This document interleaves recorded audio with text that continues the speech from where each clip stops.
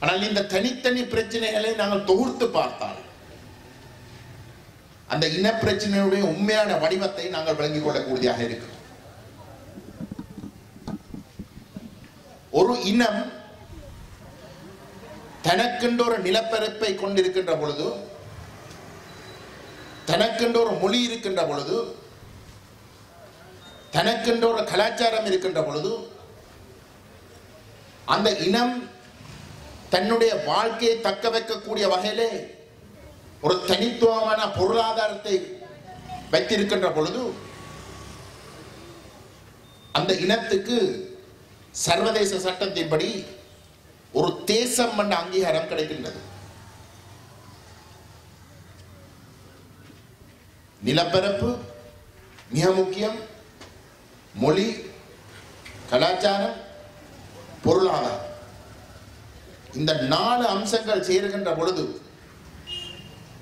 அந்த இனத்துக்கு தேசம் என்ற அங்கீகாரம் கிடைக்கின்றது.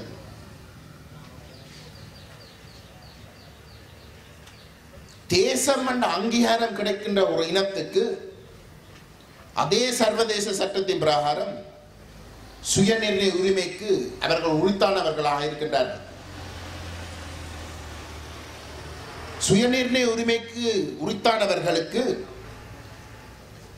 தங்களுடைய தாயக பிரதேசத்தில் தங்களே ஆளக்கூடிய உரிமை அவர்களுக்கு கிடைக்கின்றது.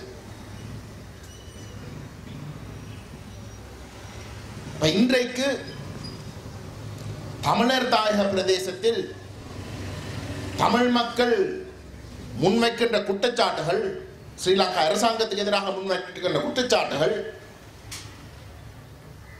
அடிப்படையிலே இந்த தேசத்தை, அந்த தேசம் என்ற அங்கீகாரத்தை கொடுக்கின்ற ஒவ்வொரு தேசத்துடைய தூணையும் திட்டமிட்டு அளிக்கின்ற குற்றச்சாட்டுகளாகத்தான் இருக்கின்றது. காணி பறிப்பு, சிங்களமயப்படுத்தல், பொருளாதார அழிப்பு, கலாச்சார அழிப்பு, மொழி அழிப்பு. ஏனென்றால் இந்த தீவிலே 75% சனத்தொகை கொண்ட சிங்கள தேசம், இந்த முழு தீவும் சிங்கள பௌத்த தீவு, இது தங்களுக்கு மட்டும்தான் சொந்தம்.